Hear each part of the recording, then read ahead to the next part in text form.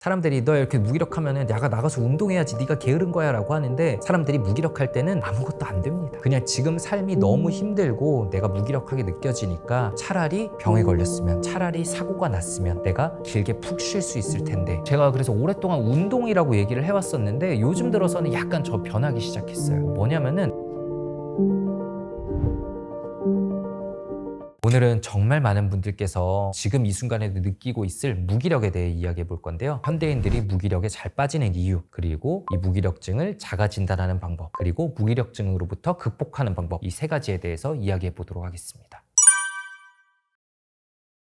많은 연구들에서 90%를 얘기를 하더라고요. 어떤 직장인 대상으로 한 설문조사에서도 나는 번아웃을 경험해 본 적이 있다, 90%가 응답한 걸로 알고 있고요. 정말 현대인과 무기력은 뗄래야 뗄 수 없는 주제인 것 같아요. 무기력이라는 게 굉장히 되게 주관적인 느낌이잖아요. 우울증의 증상 중에도 무기력이 있고, 우울증까진 가지 않더라도 번아웃 역시 대표적인 무기력 증상이고, 번아웃은 아니지만 그냥 삶에서 나는 무기력을 느낀다, 이런 경우들은 굉장히 많을 텐데 딱 수치화시키기는 힘들다고 생각을 해요. 우리가 뭐 혈압 재면 나오고 혈당 재면 나오고 이런 거는 아니잖아요. 근데 어떤 부분에서 볼 수 있냐면, 사실은 하루 종일 커피를 달고 있는 수많은 직장인들 역시 다 무기력을 반영하는 부분이라고 생각을 합니다. 이거 없으면 안 되는 거 내가 아니까 하는 거거든요. 그리고 또 진료실에서 몇 년 전부터 이제 되게 많이 들었던 말이, 그냥 차라리 코로나에 걸리면 좋겠다, 혹은 코로나에 걸리니까 굉장히 주변에 미안하고 민폐도 되고 몸도 힘들었지만 마음은 더 편했다, 이런 얘기들도 많이 듣거든요. 그냥 지금 삶이 너무 힘들고 내가 무기력하게 느껴지니까 이렇게 나를 추가로 보충해줄 커피를 찾거나, 아니면 차라리 병에 걸렸으면, 차라리 사고가 났으면 내가 길게 푹 쉴 수 있을 텐데, 이렇게 느끼고 있는 분들은 사실 나도 모르는 사이에 무기력을 심하게 빠져 있을 가능성이 꽤 높겠죠. 1번으로는 우리 사회에서 우리한테 바라는 기준이 너무 높다고 생각을 해요. 그 기준에 맞추려면은 그냥 무기력해질 수밖에 없는 거죠. 최근에 뉴스에서도 좀 이런 거를 봤습니다. 남들이 보기에는 충분히 많이 버는 사람들도 자기를 중산층이라고 생각한다 라는 뉴스들이 요즘에 많이 나왔는데요. 본인이 이 정도면 충분하다, 나는 이 정도면 잘 살고 있다라고 느끼고 있는 사람이 과연 우리나라에 얼마나 있을지 모르겠어요. 우리나라에서 어릴 때부터 좀 제시하는 획일적인 기준들이 있잖아요. 뭐 공부 잘해야 되고, 친구랑 사이좋게 지내야 되고, 그러다가 명문대 가고, 그러다가 대기업 가고,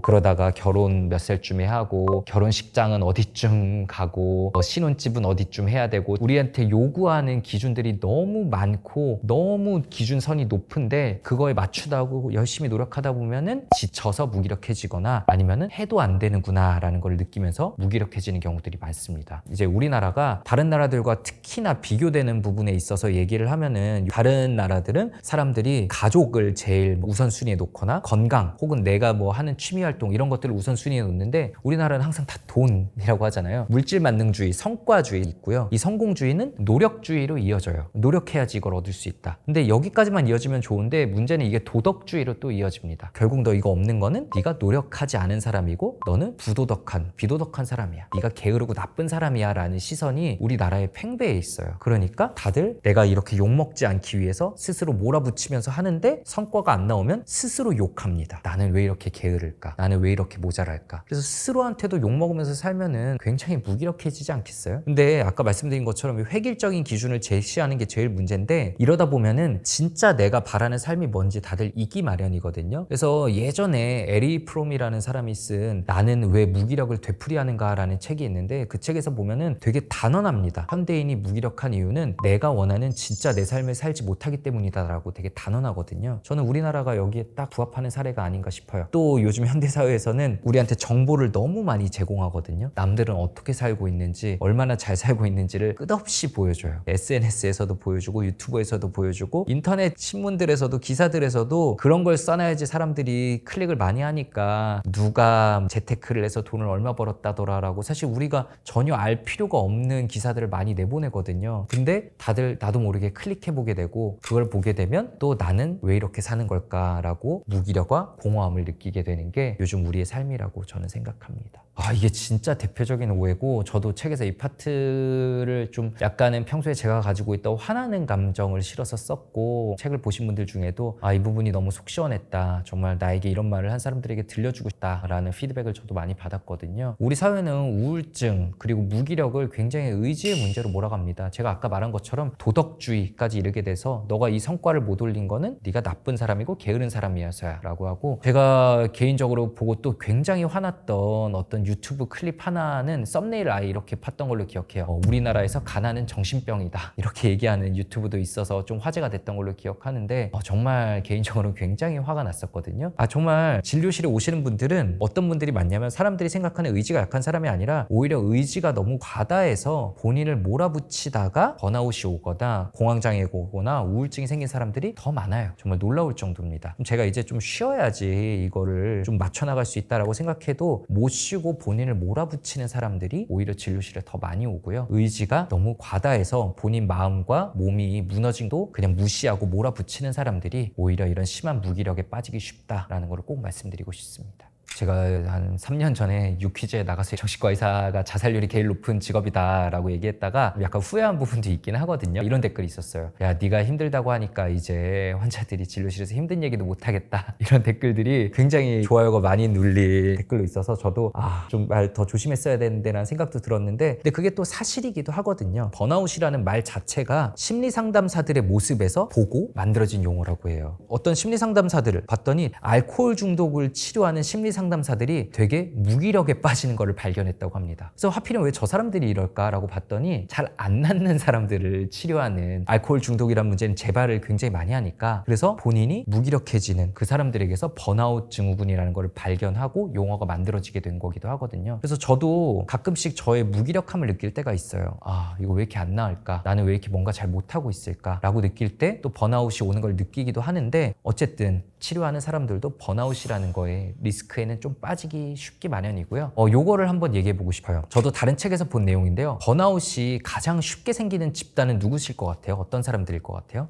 네네, 그렇게 생각할 수도 있겠네요. 근데 제일 많이 걸리는 집단은 오히려 가정주부라고 합니다. 굉장히 의외지 않나요? 사람들이 이렇게 생각할 수 있어요. 뭘 한다고 라는 이런 사회적 시선이 있어요.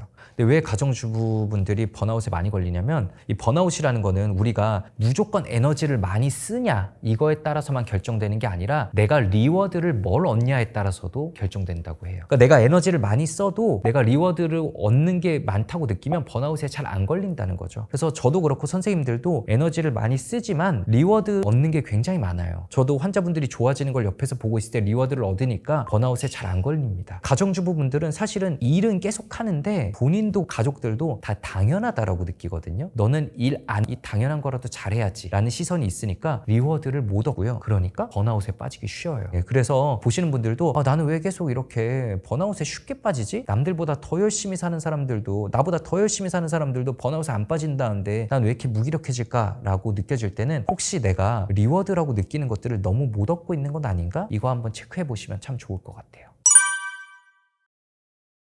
제가 개인적으로는 7월에 나올 어떤 책을 다른 공동저자분과 쓰고 있는데, 그분도 정말 좀비처럼 무기력할 때 그분은 영화를 보면서 결국 헤어나왔다고 해요. 그래서 이런 비슷한 이야기들을 종종 듣는데 참으로 저는 의미가 있다고 느껴요. 일단 뭐냐면은, 사람들이 무기력할 때는 아무것도 안 됩니다. 사람들이 너 이렇게 무기력하면은 야가 나가서 운동해야지, 네가 게으른 거야 라고 하는데, 정말 무기력해져 있을 때, 번아웃이나 우울증이 와 있을 때는 우리 뇌에 도파민, 세로토닌 같은 호르몬들이 부족하기 때문에 몸이 안 움직여져요. 그래서 운동도 안 될 정도의 상태에서는 사실은 약물 치료가 필요한 경우도 있고 꽤고요. 그리고 이렇게 안 될 때는 누워서라도 뭘 하는 게 결국은 도움이 될 수 있는데, 누워서 아무것도 안 하고 가만히 멍하니 있으면은 계속 생각만 합니다. 부정적인 생각만 하고 이렇게 무기력하게 있는 스스로에 대한 비난만 하게 되는 경우가 많아요. 그래서 그런 생각 안 하려고 다들 쉽게 볼 수 있는 거, 요즘은 스마트폰으로 이걸 찾거든요. 그래서 쇼츠 같은 것들을 많이 보시고 뭐 웹툰도 많이 보고 하는데, 그것들도 잠깐 해주는 의미는 있지만 얻어가는 것까지 정도까지는 안 되는 경우들이 있는데 일단은 잘 만들어진 작품일수록 우리가 몰입을 합니다. 특히나 영화 그리고 잘 만들어진 웰메이드 드라마 같은 경우는 굉장히 구성이 잘 짜여져 있고 감정 자체가 우리를 이렇게 몰입하게 만들기 때문에 순간 우리가 뭔가에 몰입할 수 있는 것 자체가 우리 뇌를 좀 회복시켜줘요. 우리가 부정적인 생각만 하는 거에서 잠깐 끊어지도록 만드는 거죠. 그리고 영화나 드라마를 보면은 한 등장인물의 삶의 과정, 삶이 흘러가는 과정이 쫙 나오잖아요. 근데 보면은 여기서 등장인물들이 안 힘들어지는 사람은 아무도 없습니다. 영화나 드라마의 초반이든지 초중반부에 무조건 다 힘들어져요. 기승전결의 구성이 있잖아요. 근데 힘든 걸로 끝나냐? 또 그렇지 않은 경우가 대부분입니다. 힘들지만 이 힘든 거 역시 흘러가는 삶의 과정이고 이 힘든 과정을 통해서 이 사람이 뭔가를 오히려 더 얻었다, 더 단단해졌다라는 그런 내용들이 대부분이에요. 근데 이걸 반복해서 보다 보면 자연스럽게 내 삶에 대입하게 되거든요. 많은 분들이 지금 내가 이렇게 힘드니까 내 삶은 끝났다. 이렇게 힘든 거 보니까 앞으로도 이렇게 힘들 거고 나에게는 더 이상 긍정적인 미래가 없다라고 부정적인 시각에 사로잡혀 있는 경우들이 굉장히 많아요. 근데 그걸 한 발짝만 떨어져서 보면은 분명히 흘러가는 삶의 일부일 뿐인데 나는 미래가 없을 거야 라고 좌절하고 있는 게 우울증에 동반되는 흔한 부정적 사고거든요. 그런데 아까 말씀드린 것처럼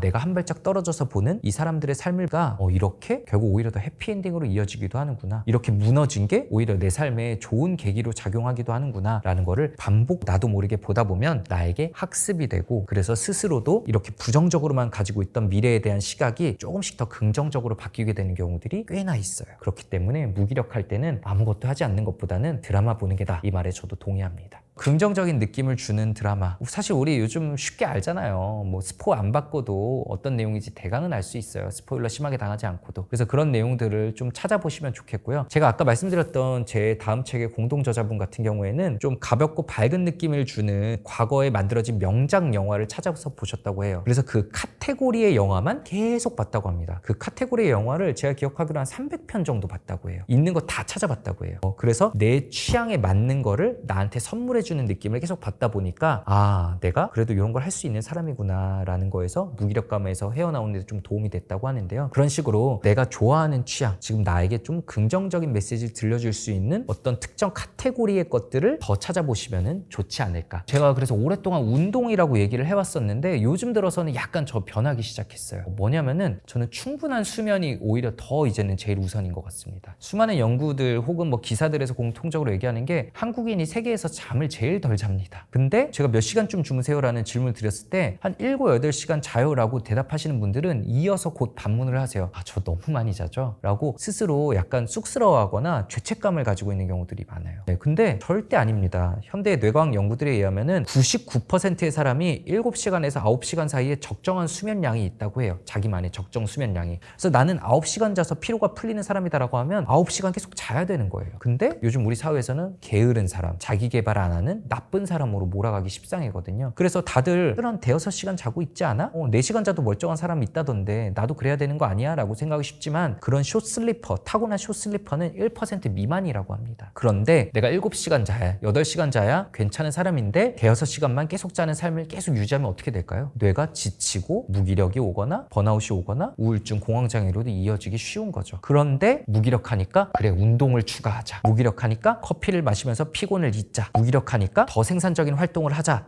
수면 시간을 포하지않고 피곤한 일상에 뭔가 계속 추가하기만 하는 게 오늘날 우리나라 사람들의 삶이라고 생각을 하고요. 이러니까 무기력해서 헤어나올 수 없는 거라고 생각합니다. 일단은 더 주무세요. 제가 아까 에리 프롬의 책을 얘기하면서 진짜 내 삶을 살지 못하기 때문에 남들이 바라는 삶을 살기 때문에 무기력한 거다라고 얘기를 했잖아요. 아마 보고 계신 분들도 한 번만 생각을 해보면은 자신의 삶에 대해 되돌아보면은 진짜 나도 그러고 있었구나 라고 느끼실 수도 있을 거예요. 우리 사회에서 어릴 때부터 우리 가정에서 사회에서 나에게 요구한 을 계속 살아오는 경우들이 많고요. 수많은 심리학 서적들에서 마흔을 얘기하는 경우가 되게 많거든요. 40살이 되어보니, 40쯤 되면 이런 마흔 컨텐츠가 굉장히 많은데 왜냐하면은 예전부터 많은 정신과 의사들이 공통적으로 이렇게 얘기해왔습니다. 한 20, 30대까지는 사회가 요구하는, 가정이 나한테 요구하는 삶을 만들어 오느라 열심히 살다가 한 40쯤 되면 이거 아닌데? 계속 이래도 되나? 라는 걸 느끼면서 내 삶의 지진이 일어난다고 해요. 마음의 지진이 일어나고 새롭게 내가 만드는 삶을 쌓아나가 간다고 합니다. 그래서 우리가 이 사회와 사회와 이 가정이 어릴 때부터 나에게 요구해온 대로 열심히 사는 거는 되게 중요한데 그거 말고도 내 삶의 의미를 다양화시키는 게 되게 중요하다고 생각합니다. 진짜 내가 바라는 건 뭘까? 내가 뭘 할 때 즐거움을 느낄까? 이게 굳이 쓸모 있거나 남들 보기에 괜찮아 보이는 게 아니더라도 나는 여기서 내가 살아있다는 느낌을 받는다. 여기서 내가 즐거움을 얻는다라고 한다면 그거를 내 삶에 꾸준히 넣어줘서 사는 게 내가 무기력을 피해갈 수 있는 좋은 방법이라고 생각해요. 그래서 거기서 무기력을 느끼지 않아야지 내가 해야 될 일 하는 것도 더 착실하게 할 수 있고 결론적으로 더 잘 사는 사람이 될 수 있겠죠.